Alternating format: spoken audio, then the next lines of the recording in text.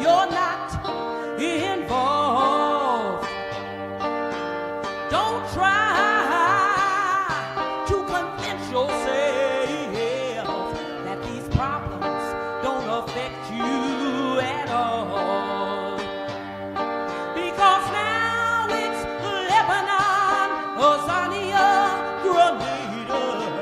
How many more? Tell me now. How many more? Don't you stand on the sidelines and watch your children go off to war. Don't stand back and wait for this violence to come to your door.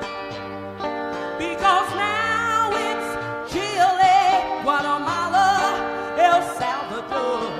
How many more? Tell me now. How? Peace. Welcome to the Northeast Political Prisoner Coalition. I'm Brother Frank, and I'm with my guest, Jasiri from Holla. What's going on, my brother? Peace, Brother Frank. I'm well. I'm grateful to be here. Glad to be here.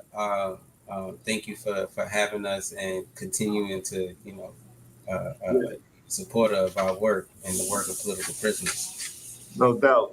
So just briefly tell the people, what Holla is and how it came into being for those who don't know. And then before you go into the discussion about what we're going to be doing, right? Because Northeast Political Prisoner Coalition and Holla is part of the same organization. I just want to discuss a couple of historical events that occurred in the summertime, and just one particular event as well that we should be inspired by entering Freedom Summer of 2025.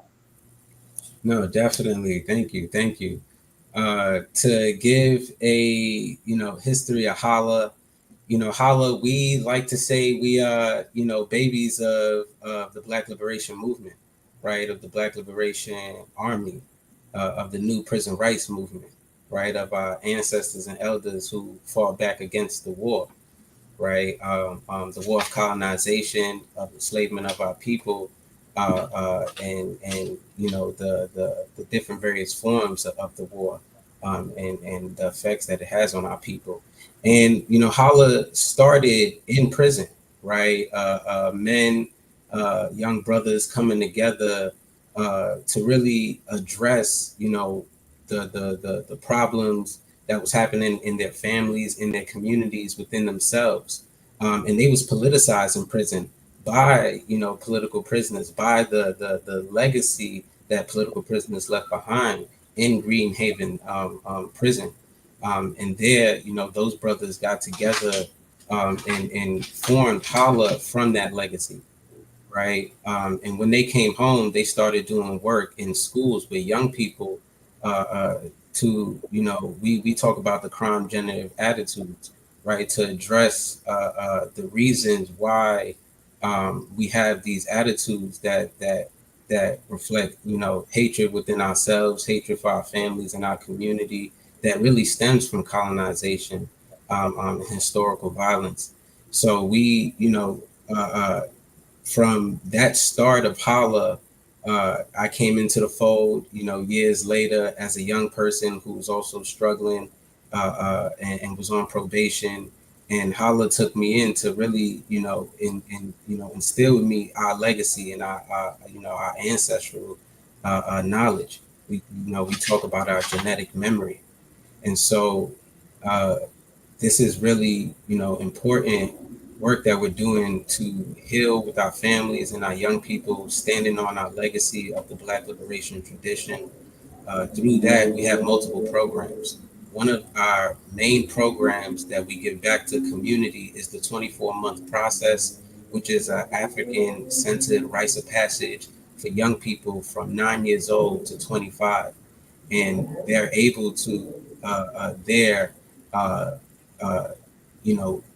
get grounded and politicized within our culture, to reconnect with our culture, and to explore who they are, because we know in these traditional Eurocentric controlled institutions, our young people are unable to thrive and be who they need to be for our families and their community.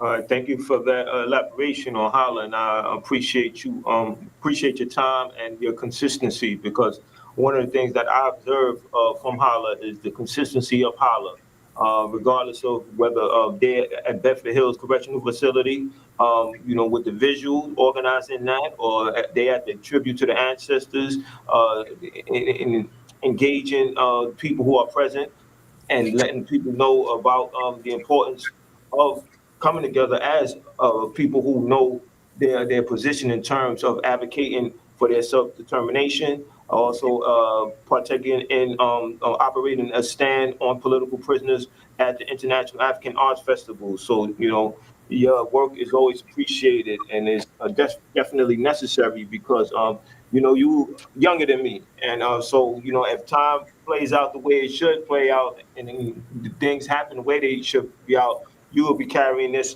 longer. So there's a number of things that happen during the summertime, right? And that's why, as we come into Freedom Summer 2025, it's important for us to look back at those particular times, because you had summer in 1862, July 17th, the Confiscation Act of 1862 is passed, freeing slaves, so-called slaves, seized by the Union Army.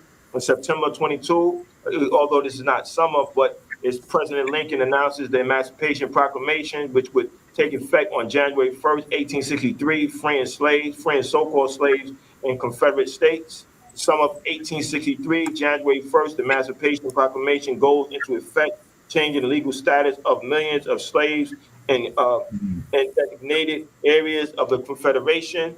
Summer of 1964, July 2nd, the Civil Rights Act is signed into law, outlawing discrimination based on race, color, religion, sex, or national origin. Summer of 1965, August 6th, the Voting Rights Act is signed into law, prohibiting the use of literacy tests and other discriminatory practices that prevented Black people from voting. And in the summer of 2020, the Black Lives Matter movement gained widespread international attention and sparked protests against police brutality and systemic racism. So I think that these historical events and times are things that we need to reflect on in terms of how we need to approach this summer. Because obviously we have to approach it theoretically with clarity, as well as practice what we're going to decide is correct clearly, right? We have to be at that mature level to understand that we have to take the necessary tactics that are correct. Or we should have a list of reading material for the summer to prepare us. This book right here is, although I didn't go through it entirely, it's an interesting book because it's Malcolm's last speeches. So it's what Malcolm left us before he was assassinated, and it allows us to think about who Malcolm is and what he represents in terms of us fighting for power. Because Malcolm, we celebrate him being 100, and we take that into the summer. And now we have to say, what does Malcolm at 100 actually mean for us? I know Malcolm taught us that we need to know what was going on locally, nationally, and internationally, and that applies today. And that's very important that we need to take those concepts and ideas moving forward. One last thing I want to talk about before I allow you to talk about what's going on in terms of what Holla has planned for the summer. The Freedom Summer of 1964 was a significant campaign aimed at increasing voter registration among African Americans in Mississippi. It involved a coalition of civil rights activists, including many students who worked to challenge the state's segregated political system and promote voting rights. The initiative was marked by efforts to integrate Mississippi's political landscape, which had historically suppressed African American participation. This movement not only highlighted the struggle for civil rights, but also led to increased national awareness of racial injustices in the South. So those are very important time periods that we need to study continuously, learn about what they did correct, and learn from their mistakes as well. Ashe, Ashe, Ashe. Appreciate that. And this is very important, as you said, as we use the term, and I'm blanking on who we got the term from, so apologies on that. But genetic memory, right? Our ancestral memory. And my brother Nemo just the other day was saying that we need to not fantasize our history, our past, right? One thing that a lot of people don't know our past. So appreciate Brother Frank to really, study and communicate it and document it and share it to the people. And then another thing is to not fantasize our past, but to analyze what are the lessons, what was happening, and what is worth learning more about and understanding what do we need to do now, right?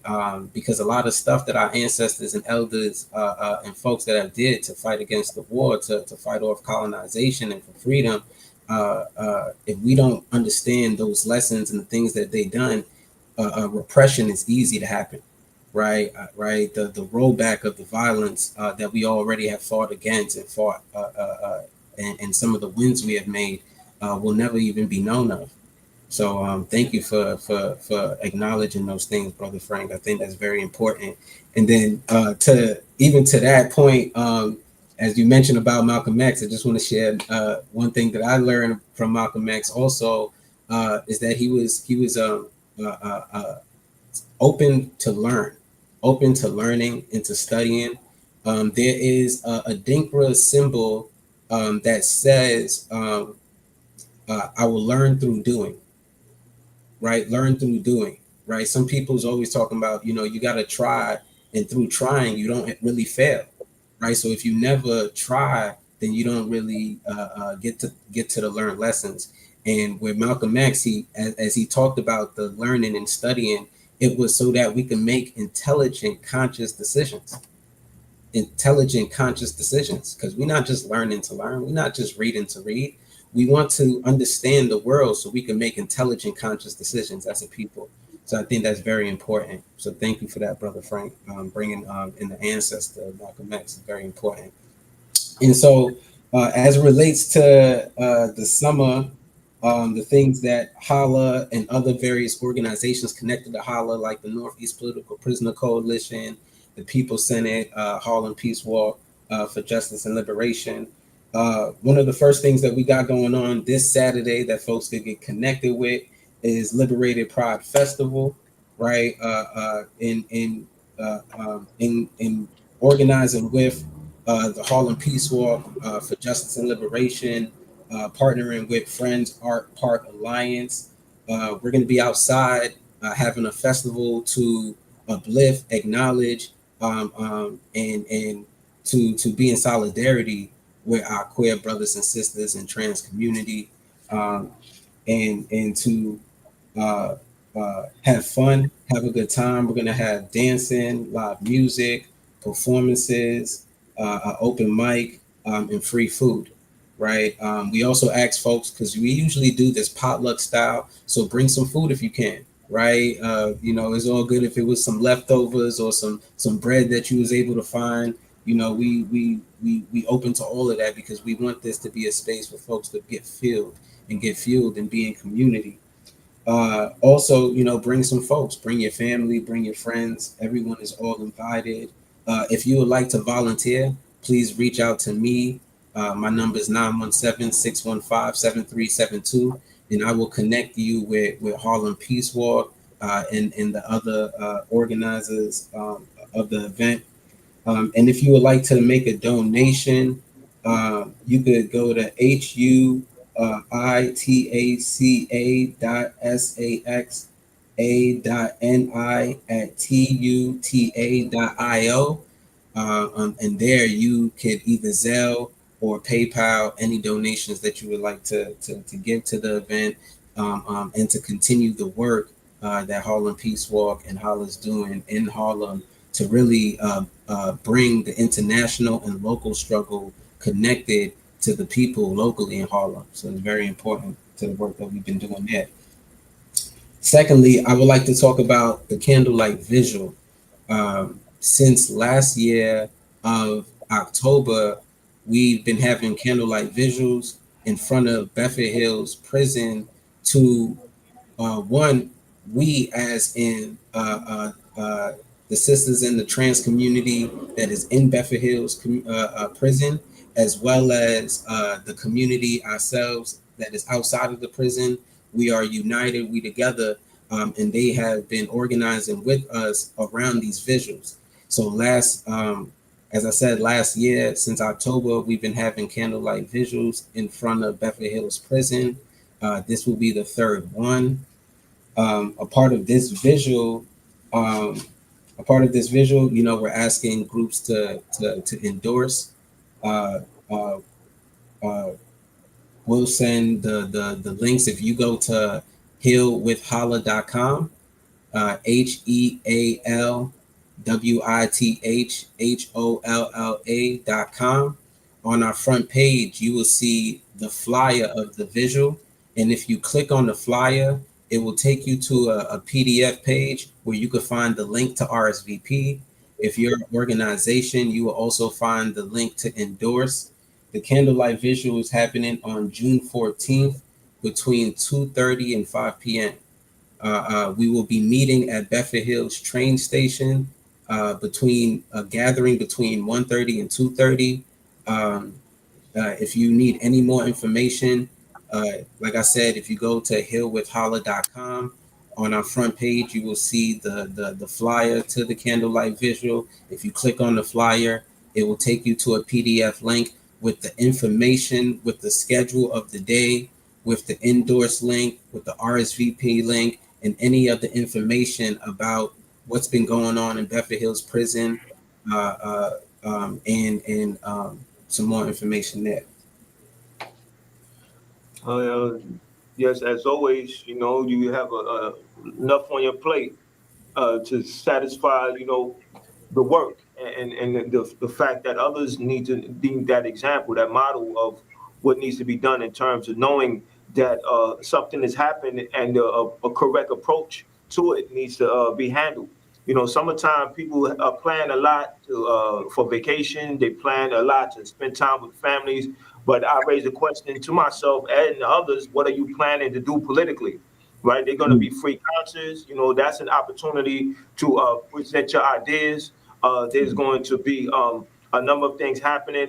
You have Juneteenth celebrations coming, and that's an opportunity to raise awareness about political prisoners because political prisoners have been around since the first African resisted being enslavement, said no, right? That's when you had someone being tortured, if not killed, or held against their wills. That is a form of imprisonment. And we have to really look at that every time that we celebrate something historically. You have July 4th coming, and when July 4th comes, that historical speech that Frederick Douglass had about the contradictions or the hypocrisy that was happening in the United States, that has to be examined over and over again so we can start understanding exactly where we're living at and what needs to be done. Uh, I think that it's always important that we have to approach the time that we're using to have a good time. There's this book that I'm currently about to finish reading, and it's called Free Jazz, Black Power. In this book, it has a very important statement that came out of W.E.B. Du Bois. It said that art is propaganda. And I think that anything that we do should be propaganda. And that propaganda should be about our empowerment, our securing and keeping safe our self-determination. And that has to be discussed amongst our family. That has to be discussed summertime, right? We dress a particular way. We should be wearing things that express our ideas and our politics because this is all a part of the same process to make a serious change. I know that I have to set certain goals for myself in terms of how I deal with political prisoner work and other work that I'm associated with.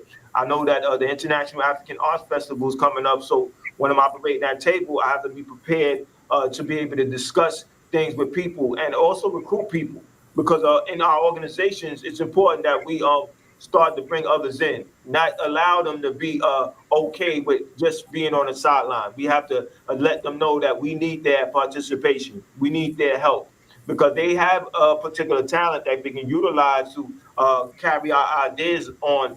And I think that that's the discussion that we need to have. What's your position in regarding of how we should utilize the summer politically? You hit it right on the head. One, as we understand, right?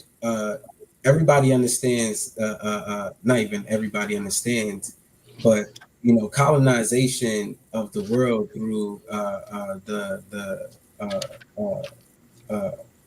violence of uh, European supremacy um, has created you know uh, different forms of indoctrination, and one of those is, as you said, their propaganda, and their propaganda as different holidays, right? And it's almost as like rituals, if you want, if you're in a spiritual sense, but it's almost as they got us in this loop every year to do the same exact things all the time. And I think it's very important, highly important, that we, create our own memorials, create our own times of mourning and acknowledging and celebrating our ancestry, our culture, right? So, just like Curb Fest, which we're having this year, which is an event to support political prisoners and to really connect, connect, because as we said, we are babies of the new prison rights movement. We are trying to, connect the community back to political prisoners, right? Because they have never left the community, right? They're the work that our captured freedom fighters, the work of Imam Jamil Al Amin, the work of Mamiya Abu Jamal, the work of Reverend Joy Powell, the work of all our captured freedom fighters can never be forgotten. And so, Curfest is a way to reconnect, and decolonize, right? Because when we, have systems and institutions of empowerment, we become a stronger community and stronger people together. And all these other holidays have warped and captured our minds. Capitalism is impacting our communities indefinitely. Consumerism is impacting our communities indefinitely. And so, one of our Bibles talks about, has the phrase "afam," which means free your African mind, right? Free your African mind. So we are trying to free our African minds from the colonization and the domination of European supremacy.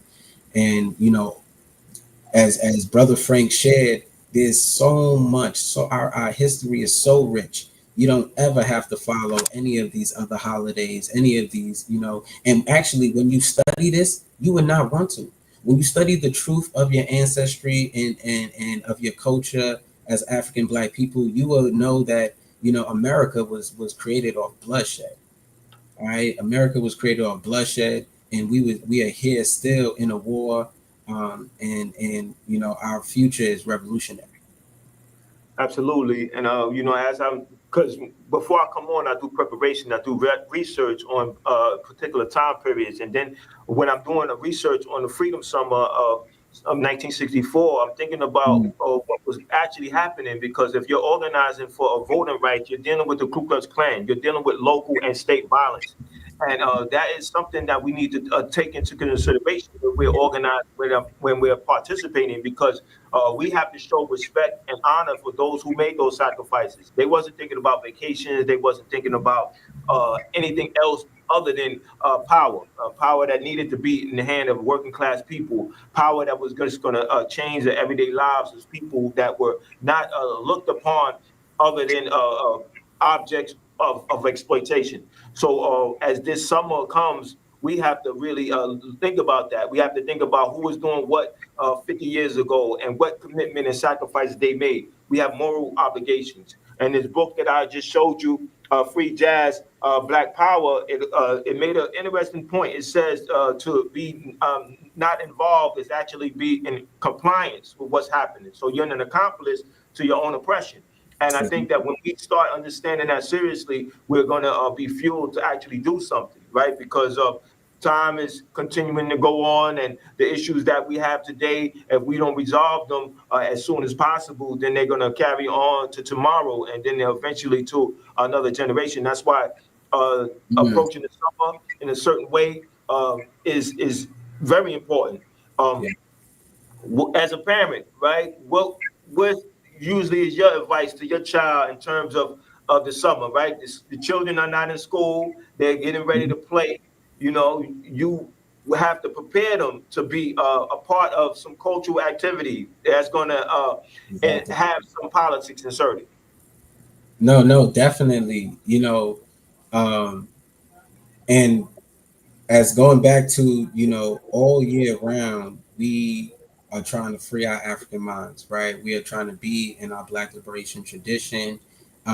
We are trying to combat European ideas, European values and traditions, and that's not easy, right? However, the ancestors laid out so many things, right? From Kwanzaa to as we talked about Curve Fest, we have U Fest, right? So many different memorials and activities throughout the year. So with my son and my wife, one in the house, we got to be connected and related to our culture, right? So we have a library here, right? So we read our ancestral teachings together, right? We're gonna read Asada to learn more about what was the struggles that Black people was going through in the '60s, in the '50s, right? We are right now reading Malcolm X autobiography, right? Which is really very important to we're reading about when Malcolm X was like 13, 14, and my son is 10 years old, right? So it helps him to get an understanding of um, what was young people going through in the 30s and the 40s, and what was happening with our in the Black community and at large in the United States.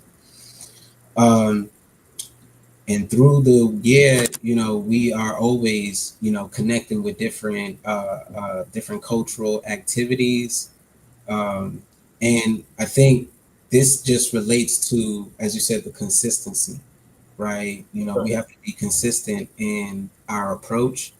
Um, in the summer, we even we go on land, right? We go to different lands that uh, are being liberated by the Black liberation tradition, right? That being liberated by people who are trying to reconnect the land with Black, African, and Indigenous people, and uh, teach each other how to build on the land and how to take care of ourselves from the land. So I think there's so many different ways that folks can tap into engaging, not just as adults but as young people. Um, yep. So I think this is very important.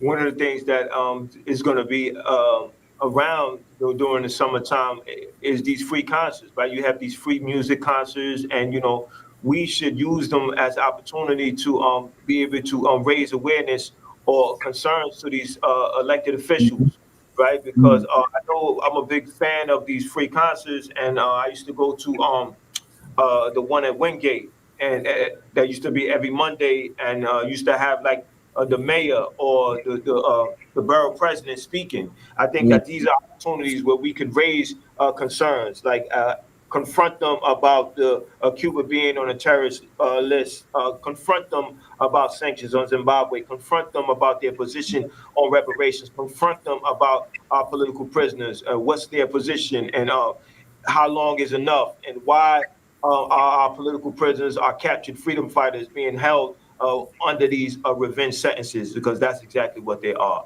So I think that we have our work to be done for the summer of 2025. We Yeah. need to identify it as a freedom summer, right? Even though all year long is we're in the fight for freedom, But as when we look at the summer, that's the time where we, for some reason, feel a lot more energy, right? We wearing Mm, less, we feel mm. fuel to do something. So I think that that work needs to be taken seriously. We need to stay in contact with each other and just exchange ideas about who's doing what and why. Yep. So, with your closing remarks, my brother. No, definitely. Uh, we have so many other activities happening in the summer for the parents, family members who are trying to, take somewhere for your children. On September 23rd, we're having Youth Fest, which is happening at Von King Park. So you could also find that if you reach out to me at 917-615-7372. We're going to be having a talent show for young people. This is the fourth annual talent show to support independent African-centered institutions, and it's a fundraiser. So we raise funds for schools that are teaching our young people in our culture, as well as young people sharing their talents. And we have our first prize winner gets $600, as well as uh, free studio time. So we're hoping that young people, utilize this Freedom Summer to really engage in political, cultural work that empowers them and their families and communities. All right, brother. Appreciate your time because I know the value of it. Tell your queen, tell your other half, and tell the youth that we thank you for allowing them to allow you to be with us. So I see you soon, my brother. Take care. I'm always a phone call away. Peace and love. Peace and love, Brother Frank. Thank you for the work. Never see Indians live proud and free before the oppressor's slavery. Black people live proud and free. How many more? Tell me now. How many more? Don't you stand on the sidelines and say you're not involved. Don't try to convince yourself that these problems don't affect you at all. Because now it's Lebanon, Azania, Grenada. How many more? Tell me now. How many more? Don't you stand on the sidelines and watch your children go off to war. Don't stand back and wait for this violence to come to your door. Because now it's Chile, Guatemala, El Salvador.